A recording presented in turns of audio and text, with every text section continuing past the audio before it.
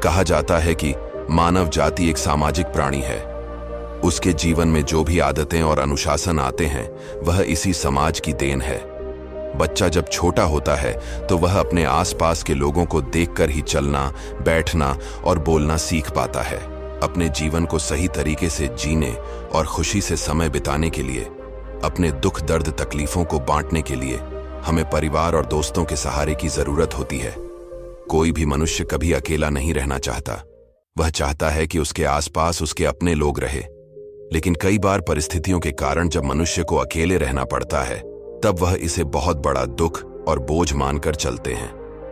अकेलापन सामान्य मनुष्य के लिए भले ही दुख का कारण हो सकती है, लेकिन विशेष गुणों वाले व्यक्ति अकेलेपन को कभी बोझ नहीं मानते, बल्कि वह इसे अवसर के रूप में देखते हैं, क्योंकि अकेले रहने से मनुष्य को बहुत अधिक ताकत मिलती है और उसका मस्तिष्क भी ज्ञान के गुणों से परिपूर्ण होता है।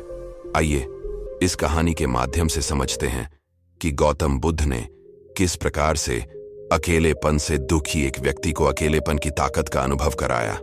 दोस्तों, गौतम बुद्ध की शिक्षा हर किसी के जीवन को नई दिशा दे सकती है। अगर आप भी इसे मानते हैं तो कमेंट्स में नमो बुद्धाय लिखना मत भूलिए। चलिए अब कहानी शुरू करते हैं। एक समय की बात है, गौतम बुद्ध भ्रमण करते हुए एक नगर में जा पहुंचे। नगरवासियों ने उनका खूब स्वागत किया। गौतम बुद्ध के आराम के लिए नगर के सबसे सुंदर घर को सजा दिया गया। सभी लोग बुद्ध की सेवा के लिए तत्पर थे, किंतु बुद्ध ने नगर के भीतर जाने से मना कर दिया और कहा कि वह नगर के बाहर वृक्ष के नीचे ही आराम करेंगे, क्योंकि वह थोड़े समय के लिए अकेले रहना चाहते हैं। बुद्ध की आज्ञा मानकर सभी नगरवासी चले गए। नगरवासियों के जाने के बाद बुद्ध ने अपनी आंखें बंद की और ध्यान की अवस्था में जाने लगे। तभी उन्हें किसी के रोने की आवाज सुनाई दी। बुद्ध ने तुरंत अपनी आंखें खोली और इधर उधर देखा तो पाया कि एक व्यक्ति उनसे थोड़ी दूर पर बैठा हुआ है और वह चिल्ला चिल्ला कर रो रहा है। बुद्ध तुरंत ही उसके पास पहुंच गए।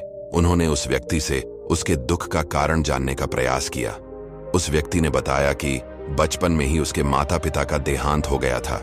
इस कारण वह अकेले भिक्षा इत्यादि मांगकर अपना भरण पोषण करता था। जीवन में कभी उसके कोई मित्र नहीं बने, क्योंकि वह गरीब था। कोई भी उससे मित्रता नहीं करना चाहता था। बचपन से ही वह स्वयं को बहुत अकेला महसूस करता था। समय आने पर उसका विवाह भी हुआ, किंतु उसकी पत्नी और बच्चों ने कभी उसका सम्मान नहीं किया और उसे उसके ही द्वारा बनाए गए घर से बाहर कर दिया। जीवन में उसकी यही अपेक्षा थी कि वह अकेला ना रहे, किंतु हर परिस्थिति में उसे सभी ने अकेला छोड़ दिया और अब वह अकेलेपन से बेहद दुखी हो चुका है। इस कारण यहां बैठकर रो रहा है। बुद्ध ने उसे व्यक्ति के बातों को ध्यान से सुना। उसे समझाते हुए गौतम बुद्ध बोले, क्या जब तुम पैदा हुए थे तब तुम्हारे साथ कोई था? उस व्यक्ति ने ना में उत्तर दिया। बुद्ध ने फिर अगला प्रश्न किया, क्या जब तुम इस धरती से जाओगे तब तुम्हारे साथ कोई जाएगा? उस व्यक्ति ने फिर ना में सिर हिलाया। बुद्ध बोले, फिर तुम्हें यह आशा क्यों है कि तुम्हारे साथ कोई रहे? वह व्यक्ति बड़े ही भाग्यशाली होते हैं जिन्हें अकेले रहने का सुख प्राप्त होता है। बड़े बड़े महात्माओं ने सिद्धियां प्राप्त की, ज्ञान प्राप्त किए, लेकिन इस प्राप्ति का मार्ग अकेलेपन से होकर जाता है। सबसे पहले उन्होंने अकेलेपन का मार्ग चुना और तभी जाकर उन्हें ज्ञान मिला। मैंने स्वयं भी अकेलेपन का मार्ग चुना। तभी उस व्यक्ति ने सवाल किया, क्या आपको अकेले डर नहीं लगता? बुद्ध मुस्कुराए और बोले, डर किस बात का? मैं यहां पर अकेला नहीं था, मैं स्वयं के साथ था। व्यक्ति उसने दूसरा प्रश्न किया कि हम सब मानव जाति हैं और हमें जीवन जीने के लिए दूसरे मनुष्यों की सहायता की आवश्यकता होती है। क्या हम अकेले रहकर जीवन बिता सकते हैं? बुद्ध ने कहा कि एक बालक जब छोटा होता है तो उसे मां की आवश्यकता होती है, पिता की आवश्यकता होती है, किंतु कुछ ही समय में जब वह बालक बड़ा हो जाता है तो उसकी आत्मनिर्भरता स्वयं के ऊपर आ जाती है। हम इस धरती पर अकेले ही जन्म लेते हैं, मृत्यु के समय भी अकेले ही होते हैं, तो फिर अकेलेपन से घबराना क्यों? जो व्यक्ति अकेले रहते हैं वह सबसे अधिक ताकतवर होते हैं। वह व्यक्ति अपने जीवन में होने वाली सभी घटनाओं के लिए स्वयं जिम्मेदार होते हैं। उनके पास सोचने के लिए अधिक वक्त होता है। एक अकेला व्यक्ति संसार को उत्तम दृष्टिकोण से देखता है और समाज में बदलाव लाने का प्रयास करता है। जीवन में यदि सफल होना है तो समूह का त्याग करके सबसे अधिक समय स्वयं को देना चाहिए। कोई व्यक्ति जब अपने लिए एकांत चुनता है वह अपने सभी कार्यों को बहुत ही सही दृष्टिकोण से देख पाता है और स्वयं की आदतों में सुधार कर पाता है। जब हम समूह में होते हैं तो हम दूसरे के जीवन और दूसरों की बातों पर अधिक ध्यान देते हैं। इससे हमारा स्वयं का विकास प्रभावित होता है। हमारे अंदर क्रोध और ईर्ष्या की भावना आ जाती है और जिनके अंदर यह नकारात्मक भावनाएं होती हैं, उनके अंदर सफल होने की संभावनाएं भी कम हो जाती हैं। अकेले रहने वाले व्यक्ति बेहद समझदार और सुलझे हुए माने जाते हैं। समाज में उनकी सलाह को महत्व दिया जाता है। अकेले रहने से व्यक्ति को इसलिए भी ताकत मिलती है क्योंकि वह अपने व्यवहार के बारे में अच्छी तरह जान पाता है। उसे अपनी ताकत और अपनी कमजोरी की जानकारी होती है। वह स्थिति का सामना अन्य व्यक्तियों की तुलना में ज्यादा बेहतर तरीके से कर सकता है। बुद्ध की बातों को सुनते हुए वह व्यक्ति ध्यान मग्न था। तभी उसने फिर प्रश्न किया कि हे तथागत, क्या अकेले रहने से मनुष्य का व्यक्तित्व भी प्रभावित होता है? तब गौतम बुद्ध ने कहा कि यदि समूह में रहने वाले व्यक्ति और अकेले समय बिताने वाले व्यक्ति की तुलना की जाए तो समूह में रहने वाले व्यक्ति अक्सर अपने आसपास के लोगों के व्यक्तित्व से प्रभावित रहते हैं। उनके परिवार और मित्रों का व्यक्तित्व जिस प्रकार का होता है, उनका व्यक्तित्व भी उसी प्रकार बन जाता है। लेकिन अकेले रहने वाले व्यक्ति एक नए प्रकार के व्यक्तित्व का विकास करने में सक्षम होते हैं। वह किसी के प्रभाव में नहीं आते, बल्कि स्वयं अपने व्यक्तित्व का निर्माण करते हैं।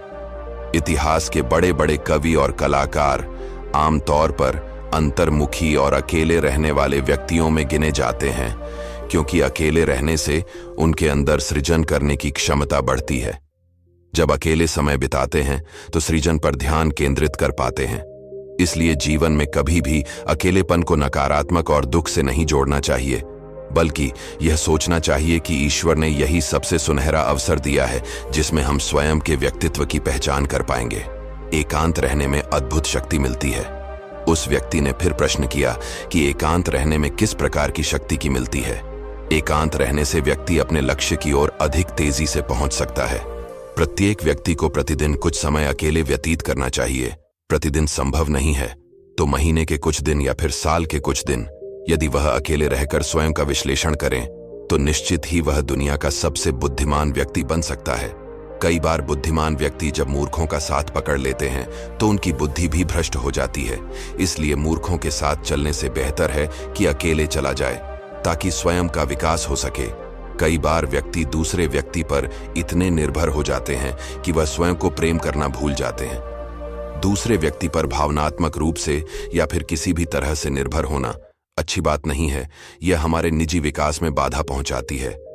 एकांत रहने वाले व्यक्ति स्वप्रेम को भी अच्छी तरह समझते हैं और स्वयं के प्रति दयालु भी होते हैं, जबकि समूह में रहने वाले व्यक्ति अक्सर अपनी तुलना करके स्वयं के व्यक्तित्व को छोटा मानने लगते हैं। लेकिन जब व्यक्ति अकेलेपन की अवस्था में होते हैं तो उनके प्रतियोगिता किसी से नहीं होती है। वह स्वयं से ही प्रतियोगिता करते हैं और अपनी अच्छाइयों को, अपनी कमियों को अच्छी तरह से देखते हैं, उसका विश्लेषण करते हैं। इतना ही नहीं, एकांत की अवस्था में वह कम समय में ही अपनी समस्याओं का समाधान भी कर लेते हैं। जबकि समूह में रहने वाले व्यक्ति यदि कोई निर्णय लेता है तो इसका निर्णय भी अन्य व्यक्तियों की इच्छा से प्रभावित होता है।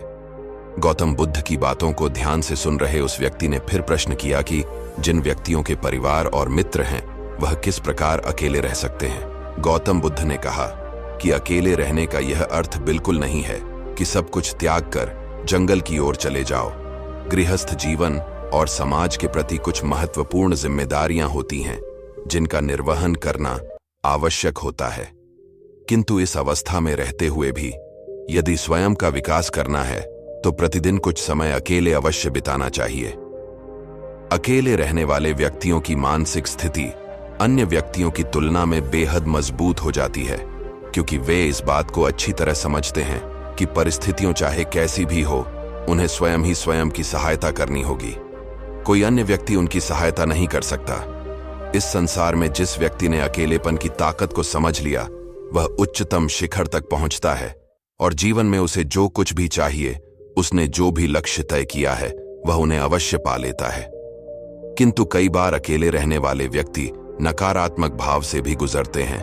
उनके अंदर कई प्रकार की नकारात्मक बातें आ जाती हैं और वह दुखी रहने लगते हैं। ऐसा होना स्वाभाविक है। मन में नकारात्मक बातों का आना, दुखी होना, यह सब मनुष्यों के संवेग है। किंतु यह दुख और नकारात्मक भाव लंबे समय तक मनुष्य के जीवन में नहीं रहना चाहिए। ईश्वर ने यदि तुम्हें अकेले रहने का अवसर दिया है तो इसे सहर्ष स्वीकार करो और ये सोचो कि ईश्वर ने जो कुछ भी किया है इसमें अवश्य ही तुम्हारी कोई भलाई छिपी हुई है। अन्य व्यक्ति अपने सांसारिक जीवन का त्याग करके अकेले रहने के लिए जंगलों की ओर जाते हैं और तुम हो जिसे ईश्वर ने जीवन के प्रारंभ से ही अकेलेपन का अनुभव कराया। इस कारण तुम्हें सदैव कृतज्ञ होना चाहिए। मन के नकारात्मक भाव और दुख के स्थान पर तुम्हें सकारात्मक बातें सोचनी चाहिए और अपने एकांत समय को सही दिशा में लगाना चाहिए।